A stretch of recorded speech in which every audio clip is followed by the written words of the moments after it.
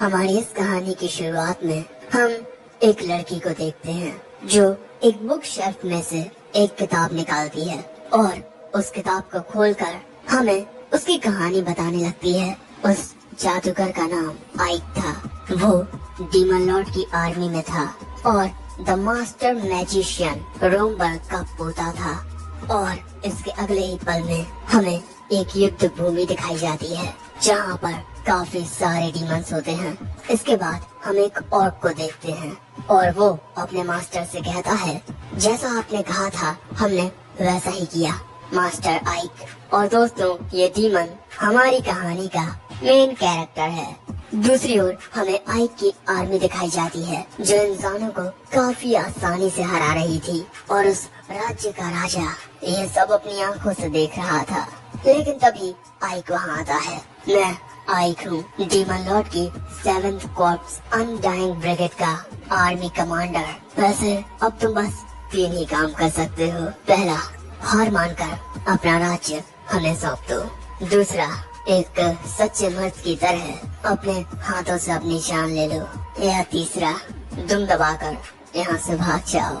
लेकिन आइक की बात ना मानते हुए वो राजा आइक पर हमला कर देता है। सो आइक अपने मैजिक से उस राजा को वहीं हरा देता है और इसके बाद वो इस ऑर्क से कहता है, जिन सोल्जर्स ने सरेंडर कर दिया है उनके जख्मों को ठीक कर दो और साथ ही इसके भी।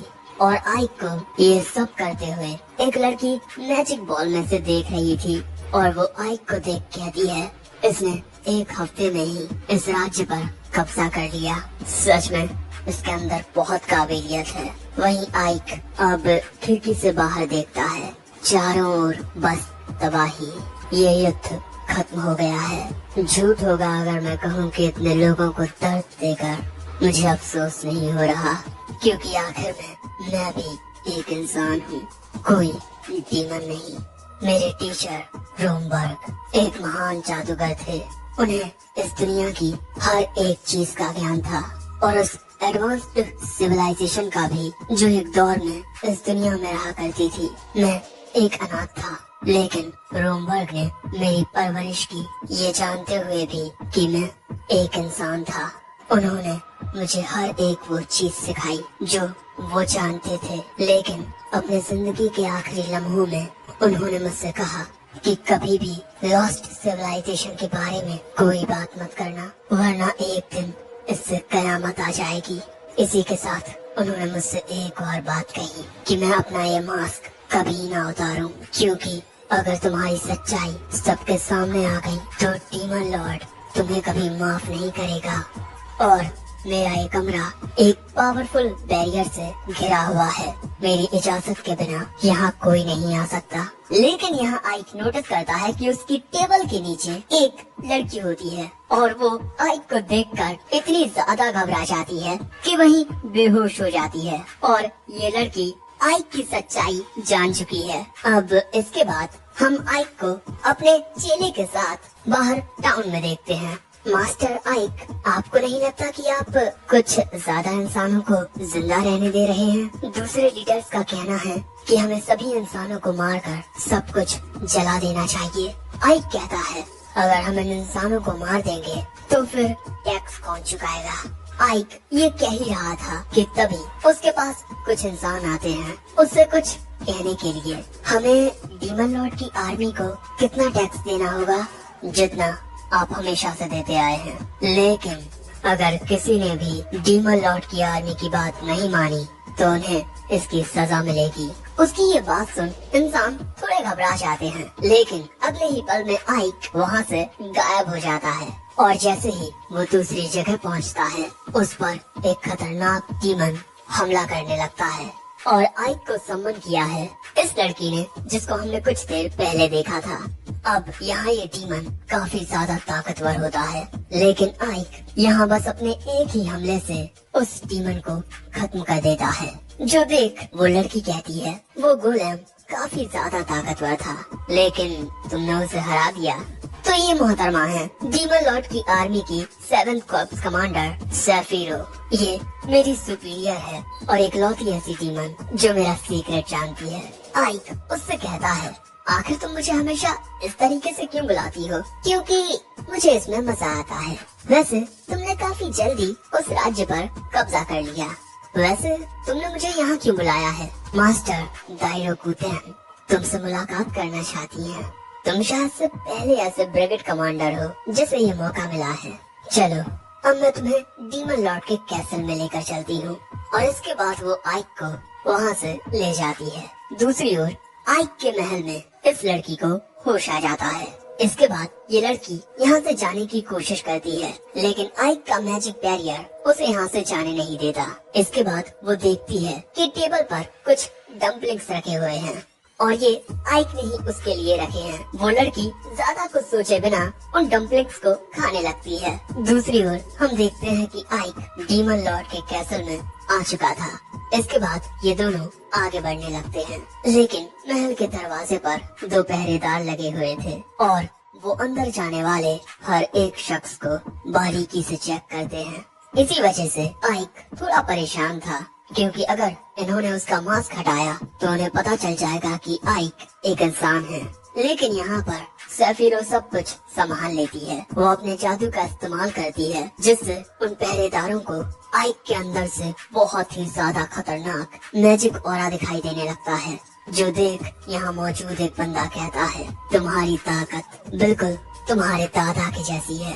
आइक पूछता है, तुम मेरे दद्दू के बारे में जानते हो? वो कहता है, मास्टर मैजिशियन के बारे में हर एक डीमन जानता है। और ये बात सुन आइक को समझ आता है कि मरने के बाद भी रॉमबर्ग के नाम का दबदबा है। अब इसके बाद कैसल के अंदर आकर ये डीमन लॉर्ड से मिलने के लिए जाने लगते हैं और डीमन लॉर्ड का महल बहुत ही बड़ा होता है और सिर्फ आइक को ही चलते हुए जाना पड़ रहा था। सेफिरो और वो दूसरा शख्स उड़ते हुए जा रहे थे, लेकिन जिस स्पेल का यूज इस तरह उड़ने में किया जाता है उसको आइक इतने अच्छे से कंट्रोल नहीं कर पाता। और इसके बाद ये सभी पहुंचते हैं डीमन लॉर्ड के चैम्बर के पास।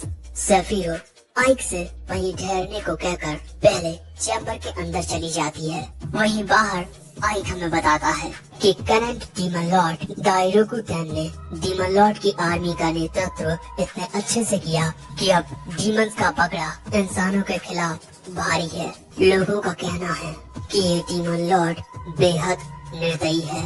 जो भी उसकी आंखों में चुभता है वो उसे खत्म कर देता है, भले से ये वो दोस्त हो या दुश्मन। लेकिन अगर कोई उसकी आंखों को भा जाए तब वो उन्हें काफी अच्छा औहदा देता है, भले से ही उनमें ताकत की कमी क्यों ना हो। पहले डीमंस आपस में ही लड़ते रहते थे, लेकिन दाइरोकू तेन ने डीमन लॉर्ड बनने के बाद सब कुछ बदल दिया और अब मैं उसी शख्सियत से मिलने वाला हूँ। इसके बाद हम आइक को डीमन लॉर्ड के चैम्बर में देखते हैं और यहाँ आइक डीमन लॉर्ड को देखता है और डीमन लॉर्ड बस एक छोटी सी बच्ची होती है। मैंने सुना तुमने आर्समैन की फोर्ट्रेस सिटी पर 1 हफ्ते में ही कब्जा कर लिया। आइक कहता है हाँ, और इसका सारा श्रेय मास्टर सेफिरो को जाता है। तभी सेफिरो कहती है, ये उसका पोता है जिसे गार्जियन ऑफ हेल कहा जाता था, रॉमबर्ग। ओह, तो ये रॉमबर्ग का पोता है। अब समझ आया कि आखिर इसने उन इंसानों को क्यों नहीं मारा और कैसे इसने इतनी आसानी से फोर्ट्रेस सिटी पर 1 हफ्ते में ही कब्जा कर लिया, और न ही इसने उन इंसानों के लीडर को मारा। सो तभी आइक कहता है कि भले से ही इंसानों के अंदर हम डीमंस का खौफ हो, लेकिन इस खौफ से वो हमारी गुलामी नहीं करेंगे। और आपको तो ये बात पहले से ही पता होगी कि पहले जितने भी डीमंस ने सिटी के लीडर्स को खत्म किया है और जिन्होंने जिंदा छोड़ दिया, वहाँ के हालात अब कैसे हैं। और ये सब कहते हुए आइक सोच रहा था, मैंने बस डीमन लॉर्ड से कुछ पलों के लिए बात की, लेकिन इसी से मैं ये समझ चुका हूँ कि ये भी रॉमबर्ग की तरह एंशिएंट सिविलाइजेशन के बारे में जानती है और इसने उसी नॉलेज का यूज करके डीमन लॉर्ड की आर्मी को इतना बेहतर बनाया है। वो ये सोच ही रहा था कि तभी डीमन लॉर्ड उसके पास आ जाती है। सच में तुम दूसरे डीमन से बहुत अलग हो। अगली बार जब हमारी मुलाकात होगी तब मैं तुम्हारा चेहरा जरूर देखूंगी। और ये कहकर डीमन लॉर्ड वहाँ से चली जाती है और उसके जाने के बाद आइक चैन की सांस लेता है। वो काफी ज्यादा घबरा गया था। वो सेफिरो से कहता है उसे कितनी आसानी से पता चल गया कि मैंने एक मास्क पहन रखा था। वो कहती है तुम्हें तो इस बात से खुश होना चाहिए कि उसे तुम्हारी असलियत का पता नहीं चला, और इसके अलावा उन्होंने तुम्हें एक तोहफा भी दिया है, लेकिन मुझे ये तोहफा सजा ज्यादा लग रही है। इसके बाद आइक अपने महल में आता है और यहाँ आने के बाद वो उसी लड़की को देखता है जो मस्त आराम से सो रही थी। सो आइक उसे जगाता है। आइक को देखकर वो लड़की बहुत घबरा जाती है। प्लीज आप मुझे मारिए मत, आप जो कहोगे मैं वो करूँगी। मैं तुम्हें नहीं मारूंगा। वैसे तुम्हारा नाम क्या है? वो बताती है 13, और इसका ऐसा अजीब नाम इसी वजह से है क्योंकि ये एक गुलाम है और गुलामों को अक्सर नंबर से ही बुलाया जाता है। लेकिन मेरी माँ मुझे सैटी नाम से बुलाती थी। आइक कहता है कि चलो जो भी है, लेकिन क्योंकि तुम जान चुकी हो कि मैं एक इंसान हूँ, इसीलिए मैं तुम्हें अब जाने नहीं दे सकता। और ये बात सुन वो लड़की घबरा कर आइक के ऊपर ही चढ़ जाती है। सो आइक उससे कहता है कि आज से तुम मेरी मेड हो। और ये बात सुन वो लड़की खुश होकर आइक के गले लग जाती है। अब अगले दिन हम टाउन में आइक और उसकी आर्मी को देखते हैं, और आज से आइक इवेलियस का शासक है। और इसी तोहफे के बारे में कल सेफिरो ने आइक से कहा था। और इवेलियस साउथ की ओर काफी ज्यादा दूर है, युद्ध भूमि की फ्रंट लाइन पर। ये एक छोटा टाउन है, लेकिन हमारी आर्मी के लिए काफी ज्यादा क्रिटिकल। तुम्हारा मिशन है उस टाउन की हिफाजत करना और वहाँ से डबल टैक्स रेवेन्यू कमाना, और ये आइक के लिए बेहद मुश्किल होने वाला है। युद्ध के टाइम पर एक छोटे से टाउन से डबल टैक्स रेवेन्यू निकलवाना।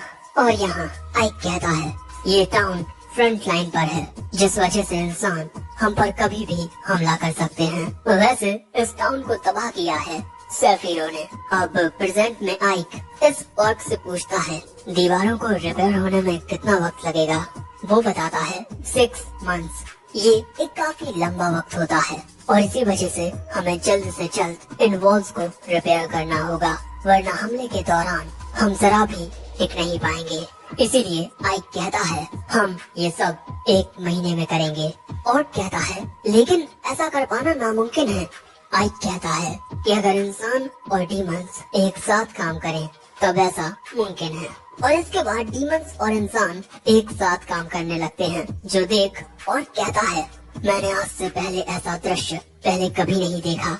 मास्टर आइक मुझे हमेशा इसी तरह से चौंका देते हैं। उन्होंने हर एक चीज को इतने अच्छे से मैनेज किया है कि मैं क्या बताऊं। ये आदमी एक जीनियस है।